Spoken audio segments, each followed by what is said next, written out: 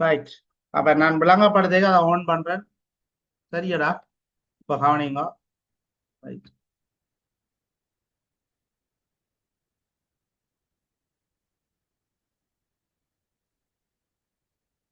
Right, கவனிங்க.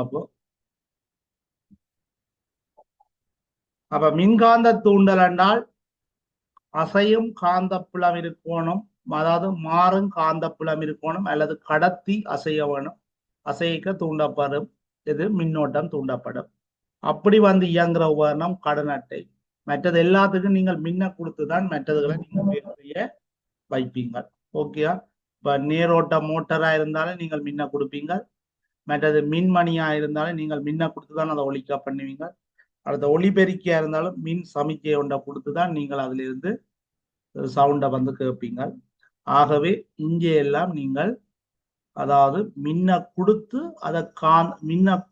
அதை காந்தமாக காந்தத்துக்குள்ள மின்ன கொடுத்து நீங்கள் வந்து அது செயற்பாடை செய்வீங்க. ஓகேயா? அப்ப கடன் அட்டை இது தவிர வேற டைனமோ, நிலைமாற்றி அதெல்லாம் மின்காந்த தூண்டல் அடிப்படையில செயற்படுறது. நுணுக்கு பண்ணி, டைனமோ, நிலைமாற்றி, கடன் அட்டை எல்லாம் உங்களுக்கு வந்து மின்காந்த தூண்டல் அடிப்படையில செயற்படும். ரைட். அப்ப இந்த மூன்று கேள்வியும் ஓகே தானே? அங்கால போறோம். ஏதாவது டவுட்னா கேளுங்க. ரைட். அடுத்தது வந்து அங்கி ஒன்றின் விஞ்ஞான பேர். அங்கி ஒன்றுன விஞ்ஞான பேரா, அதுல பின்பற்றப்படும் விதி அல்லாதது. ரைட். இது அடிக்கடி கேட்கிற கேள்விதான். அப்ப என்னடா இதுல என்ன சொல்றாங்கடா, முதலாவது சாதிப்பேரையும் இனப்பேர் ஆகி இது பகுதிகளாக எழுதணும். அது சரி.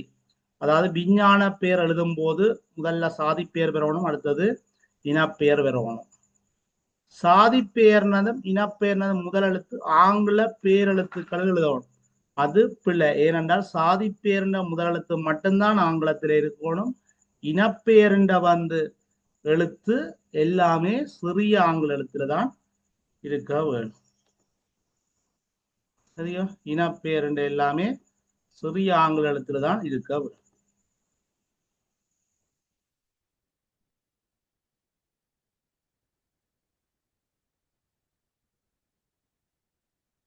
சரியா? ரைட். அப்ப ரெண்டாவது தான் இதுல பிள்ளை. அடுத்த மூன்றாவது நாங்கள் சரியோ இல்லையோன்னு செக் பண்ணிட்டு போவோம். கையெழுத்துக்களால் எழுதும் போது பெயருக்கு கீழ் அடிக்கோடிட வேணும். ரைட், அது சரி. அப்ப நீங்கள் வந்து எழுதும் போது அந்த பெயர் எழுதினதுக்கு அடியில கோடு போடணும். இதே நீங்கள் அச்சடிக்கும் போது சரித்த ஆங்கில எழுத்துல அச்சடிக்க வேணும். சரியா? அச்சடிக்கும் போது சரிந்த எழுத்துக்கள்ல பயன்படுத்தல் வேணும். ஆகவே இதுக்கு ரெண்டாவது விடை.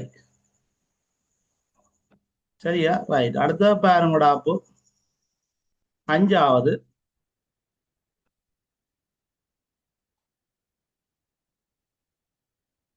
உருவல் மின் ரசாயன களம் காட்டப்பட்டுள்ள ஒரு மின் ரசாயன களம் தந்திருக்கிறாங்க. இதுல XY என்ற ரெண்டு உலோகங்கள் கிடக்குது. இம்மின்கலம் தொடர்பான சரியான கூற்று. ரைட். இப்ப பாருங்கடா. அதுல இப்ப இலத்திரன் எங்க இருந்து எங்க போகுது? வையில இருந்து எக்ஸ நோக்கி போகுது. அப்ப இலத்திரன் வையில இருந்து எக்ஸ நோக்கி போகுதுன்னால் எங்க இலத்திரன் அளவு கூட கிடக்குது? வையில. ஆகவே வையில இலத்திரன் அளவு கூட கிடக்குதுனால் அங்க இலத்திரனை விடுவிக்கிற அளவு கூட. ஓகேயா? ஆகவே இலத்திரனை விடுவிக்குது என்றால் அங்க என்ன நடக்குது என்றால் ஒக்சியேற்றம் நடக்குது. இலத்திரன் வெளியேறுதென்றால் அங்க ஒக்சியேற்றம் நடக்குது. அப்போ ஒக்சியேற்றம் நடந்த பகுதியை நாங்கள் என்னன்னு சொல்லுவோம்? அனோட்ன்னு சொல்லுவோம். அப்ப வை உங்களுக்கு அனோட்டு. உலகத்தையும் நீங்கள் அதுல பிடிச்சீங்கன்னா அங்க நேரடியா மூன்றாவது விட கிடக்கு வை அனோட்டு என்றுதான் சரியா. மற்றது ஏன் பிழை என்றுதான் பார்ப்போம். அஞ்சாவதுக்கு வை அனோட்டாக தொழிற்படும் என்றுதான் சரியானது.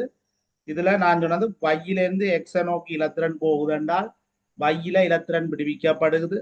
அப்படி இலத்திரன் விடுவிக்கப்பட்டால் அங்க ஒக்சியேட்டர் நடக்கும். ஒக்சியேட்டர் நடக்கிற பகுதி அனோட். ரைட். அப்ப எக்ஸ்ல ஒக்சியேட்டம் பண்றது அது பிள்ளை. நாங்கள் பையில ஒக்சியேட்டம் அதை அனோட் பார்த்துட்டோம்.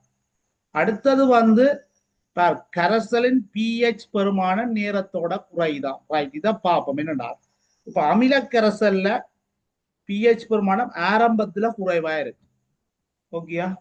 இது ஒக்சியேட்டம் நடக்க நடக்க என் அயன் வெளியால போகும் என்றால் OH மைனஸ் YANல தாழ்த்தப்பட்டு வெளியில போய்க்க அது கதோட்டில் H பிளஸ் ஆனது YAN அதாவது வையில OH மைனஸ் ஒக்சியேற்றப்பட்டு ஒட்சன் வெளியில போய்க்க எக்ஸ்ல வந்து H பிளஸ் ஆனது தாழ்த்தப்பட்டு H2 வாயுவாக போகும்.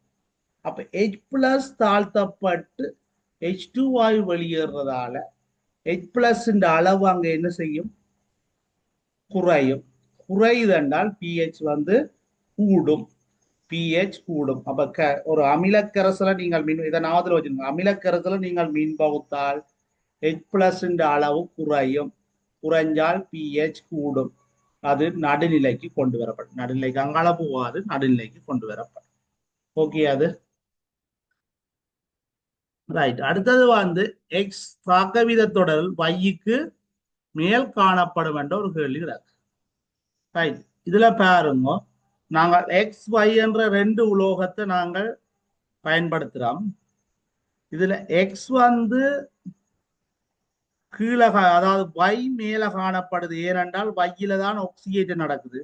எங்க ஆக்சிஜேஷன் நடக்குதோ, எந்த உலோகத்துல மின் ரசாயன களத்துல ஆக்சிஜேஷன் நடக்குதோ அந்த உலோகம் மற்ற உலோகத்தை விட மேல காணப்படும்.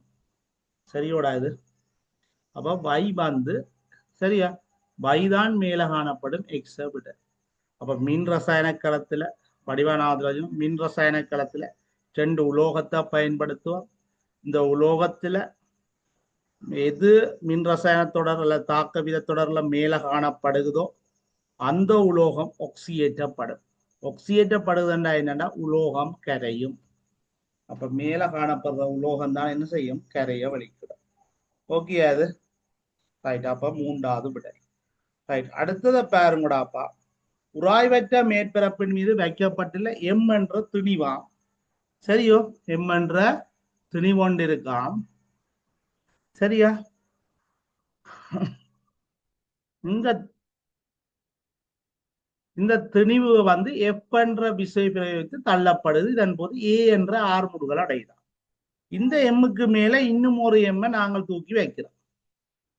வைக்காத 2M மாத்திரம் அதே எஃப் கொடுக்கிறோம் என்றால் அதுக்கு இப்ப முதலாவதுக்கும் நீங்கள் எஃப் சமன் எம்ஏ போடுவீங்க.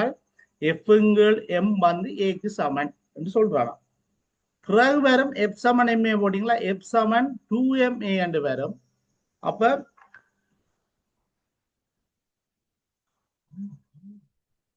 எங்க சார் திரும்ப இருக்கா சொல்லுங்க. இப்ப கடைவன் கனிசாந்துக்கு என்ன பிரச்சனை? வேலை செய்யல என்னொண்டு மெசேஜ் போடுறான் பாரம்போ பாருங்க. கனிசாந்த பிரச்சனை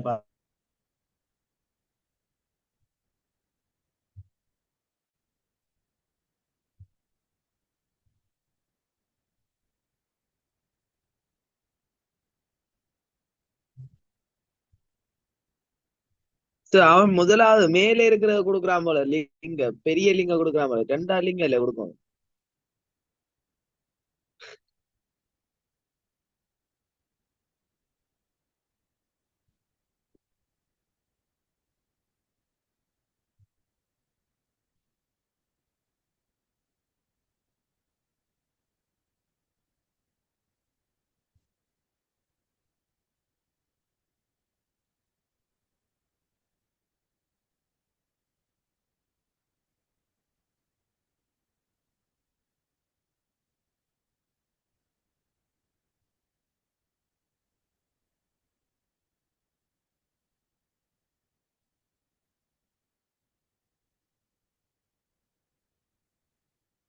ரைட். அவனை போடாது. ரைட். இப்ப நான் என்னண்டால் அப்போ இதுல எஃப் சமன் எம்ஏ போடுவீங்கடா அப்போ.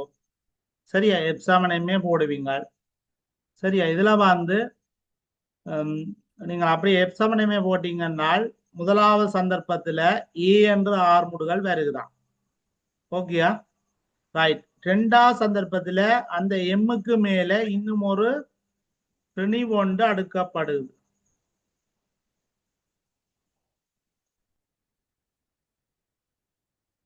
நாலாவது மஞ்சாவது திருப்பி சொல்லணுமோடா?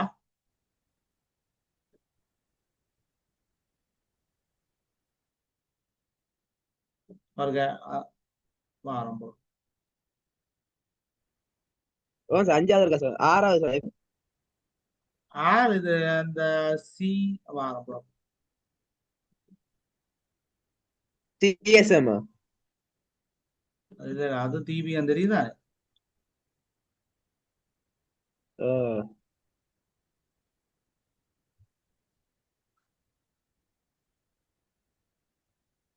ஓகே ஓகே, நாளைய மதியம் திருப்பி சொல்லடா. ரைட், ஓகே, நான் சொல்றேன். நான் திருப்பி இருக்கா போவோமா? ரைட், சரி, இங்க பாருங்கடா. அப்ப 4வது கப்பு 2வது விட சாதி பெயரும் இனப்பெயரையும், சரியா, இனப்பெயரையும் வந்து முதல் எழுத்து நாங்கள் வந்து என்னத்துல குறிப்போம் என்றால் ஓ முதல், அதாவது சூம் கேபிட்டல் லெட்டர். பாருங்க. அட என்ன பிரச்சனை போஸ்?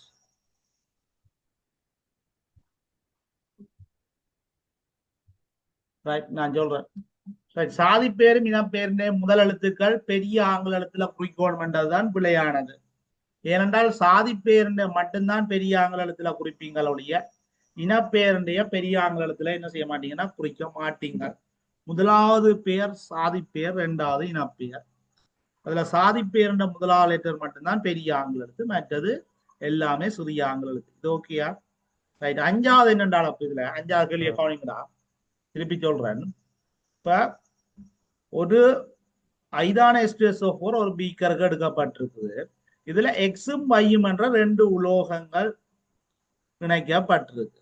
எக்ஸும் வையும் என்ற 2 உலோகங்கள் வைக்கப்பட்டு இது வந்து ஒரு தொடுப்பு கம்பியால இணைக்கப்பட்டிருக்கு. இப்ப காற்றான் அவன் பையிலிருந்து எக்ஸ நோக்கி தான் இலத்திரன் மூவ் ஆகும் போகும். அப்ப பையிலிருந்து எக்ஸ நோக்கி இலத்திரன் மூவ் ஆகுதுன்னால் பையில இலத்திரன் அளவு கூடவா இருக்கும். சரியா? பையில இலத்திரன் அளவு கூடவா இருக்கும். ஓகேயா? ஆனா என்ன பிரச்சனை அப்போ?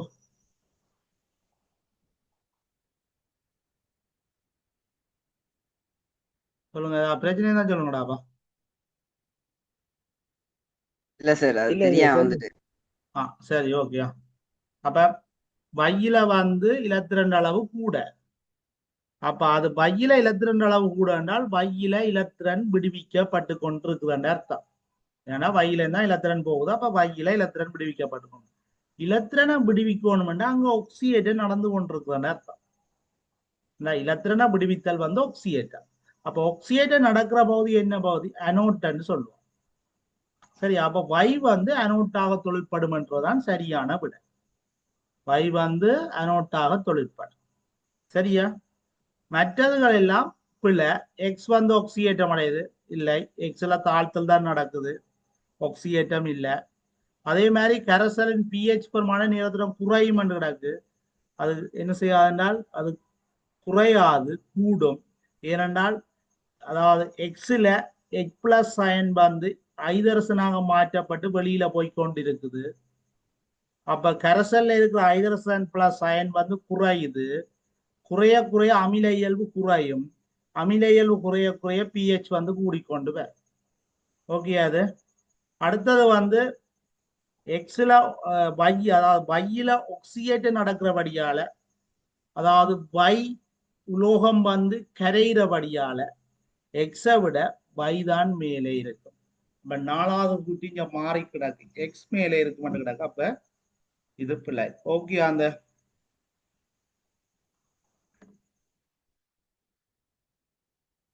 சரியா? ரைட், அடுத்தது பாருங்கடா. அப்போ அது சிஎம் டிஎஸ்எம். ஓகேயா?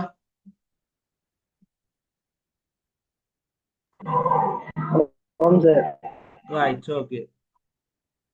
அடுத்தது பாருங்க. அப்போ உராய்வற்ற மேற்பரப்பின் மீது வைக்கப்பட்டுள்ள எம் எனும் திணிவுடைய பொருள் எஃப் வந்து, எஃப் வந்து தொழிற்படுகிறது இங்க.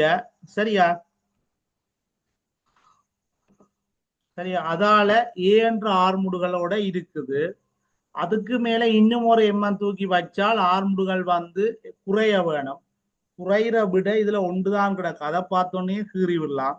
ஆனால் இவ்வளவு குறையுதுன்றதை நாங்கள் செய்து பார்ப்போம். என்னென்றால் 2m கூடினால் 2 மடங்கு m கூடினால் 2 மடங்கு a குறையும். அதாவது விசை மாற இல்லை, 2 மடங்கு திணிவு கூடுது, ஆகவே 2 மடங்கு ஆர்முடுகள் குறைய வேணும். எஃப் சமன் எம்ஏ என்ற சமன்பாட்டை போட்டு காணுவீங்க. அப்ப ஆர்முடுகள் அரைவாசியா மாறும். ஓகே, அது ரைட். இனி 7வது கேள்விய பாருங்கடா. பாம்பை கண்ட பிள்ளை பயந்து சத்தமிடுகிறதாம். இதன் போது பிள்ளையின் உடலில் ஏற்படும் மாற்றம். ரைட். பிள்ளையின் உடல்ல என்ன மாற்றம் ஏற்படும்? பிள்ளையில என்ன நரம்பு தொகுதி வேலை செய்ய வலிக்கிட்டோம்னா தன்னாட்சி நரம்பு தொகுதி. பிள்ளையில தன்னாட்சி நரம்பு தொகுதி. தன்னாட்சி நரம்புல 2 பிரிவு இருக்கு. பதிவு நரம்பு, பரபரிவு நரம்பு. பதிவு, பரபரிவு. இந்த பதிவு நரம்பு வேலை செய்யுதென்றால் உங்களோட ஆபத்தான நிலைமைகளின் போது உங்களை ஆபத்தான நிலைமைகளை எதிர்க்கவோ அல்லது ஆபத்தான நிலைமைகள்ல இருந்து உங்களை விலக்கி வைக்கவோ இந்த பதிவு நரம்பு செயற்படும். அப்ப பாம்பை கண்ட பிள்ளை பயந்து சத்தமிடுகிறது என்றால் அதுக்கு கண்மணியின் பருமன் பெரிதாகும், துவாரம் பெரிதாகும், சிறிதாகாது. ஆகவே அது பிழை. 2வது இதய துடிப்பு வேகம் கூடும், குறையாது. அப்ப 2வதும் பிழை. அடுத்த சுற்றுச்சுருங்கல் அசைவு தூண்டப்படும், இல்லை குறைக்கப்படும். அதாவது பசி ஏற்படாது, உமிழ்நீர் சுரப்பி நிரோதிக்கப்படும். சுற்றுச்சுருங்கல் இறப்பைன்ற சுற்றுச்சுருங்கல் அசைவு குறையும். அப்ப தூண்டப்படும் என்ற அதுவும் பிழை. உமிழ்நீர் சுரத்தல் நிரோதிக்கப்படும் என்றுதான் சரி. இது பதிவு நரம்பு செயற்பாடு காரணமாக உமிழ்நீர் சுரத்தல் நிரோதிக்கப்படும். மற்ற 3மே என்ன சொல்லியிருக்காங்கன்னா பரபரிவு நரம்பு செயற்பாடு. பரபரிவு என்றது உடலை அமைதிப்படுத்துறதுக்கு செயற்படுற நரம்பு. ஓகே, அது 7வது. 8வது பாருங்கடா.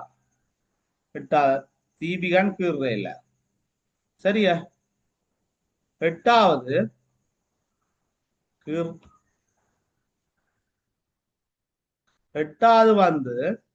சரிய 30 கிராம் அசட்டிக் அமிலம் அடங்கியுள்ள அசட்டிக் அமிலத்தில் அடங்கியுள்ள ஐதரசன் அணுக்கள் எண்ணிக்கை கேட்கிறார். Right, okay. இதுல என்ன கணிக்கணும் என்றால் அப்போ முதல் அசட்டிக் அமிலத்தின மூளை காணும். மூளை என்னன்னு காணுவீங்க என்றால் மூல் சமன் திணிவின் கீழ் மூலர் திணிவு. மூலர் திணிவு அப்ப 30 கிராம் திணிவு, மூலர் திணிவு 60 கிராம் மூல் -1. அப்ப 30 60ஆல பிரிச்சிங்கன்னால் உங்களுக்கு அட மூலண்டு. அப்ப அசட்டிக் அமிலத்தின மூளை கண்டிருப்பீங்க அட. அப்ப அட அசட்டிக் அமில மூல், அதாவது அடை அசட்டிக் அமில மூல்ல அசட்டிக் அமில மூலக்கூறுகள் எவ்வளவு இருக்குன்றால் அதை அவகாதரோ மாறிலியால பெருக்குவீங்க.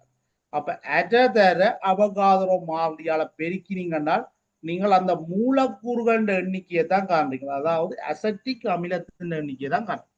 ஆனால் ஒரு அசட்டிக் அமிலத்துல எத்தனை ஐதரசன் இருக்குன்னா 4. அப்ப அவ்வளவு மூலக்கூறுலையும் எவ்வளவு இருக்கு. அட தர அவகாதரோ மாறிலியான அசட்டிக் அமில மூலக்கூறுகள் எண்ணிக்கையில எவ்வளவு ஐதரசன் இருக்குமென்றதான் நீங்க காண வேண்டியதுல கேட்ட கேள்வி. அப்ப உங்களுக்கு ஒரு அசட்டிக் அமிலத்துல 4 ஐதரசன். ஆகவே அந்த அடதர அவகாதரோ மாறிலி எண்ணிக்கையான அசட்டிக் அமிலத்துல எவ்வளவு இருக்கும் என்றால் அடதர அவகாதரோ மாறிலி தர 4 என்று வரும். அப்ப அடையின் 4ஐயும் பிரிச்சா 2. அப்ப 2 தர அவகாதரோ மாறிலி என்று வரும். ஓகே, அது சரியோடா. இது ஒருக்கா திருப்பி